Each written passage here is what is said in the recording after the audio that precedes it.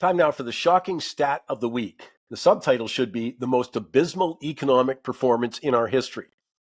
As I regularly say, people have the right to choose their policy priorities, but we should be clear that those choices have consequences.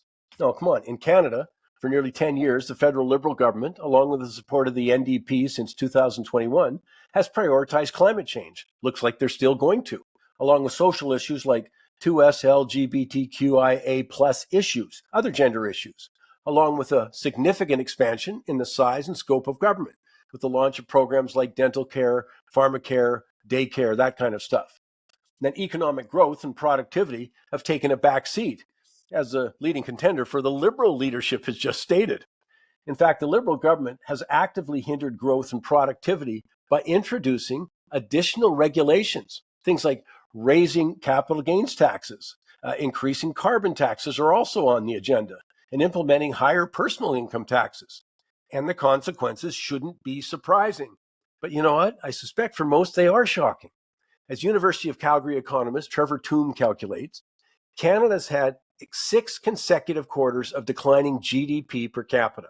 That means the share of the economic pie per person, which is the measure most widely associated with declining standard of living. But it comes more shocking when you compare it with the US performance over the same period. If Canada had just simply kept pace with the US growth over the past 2 years, our economy would be 8.5% bigger. And that translates to about 6,200 more per income per Canadians each year. I got to repeat that. Because if we'd only kept pace with the US growth in GDP per capita, our average incomes would be $6,200 more. I'll put it another way. When you adjust for inflation in constant $215, GDP per capita in the US is now $66,300. Compare that to Canada at $44,400.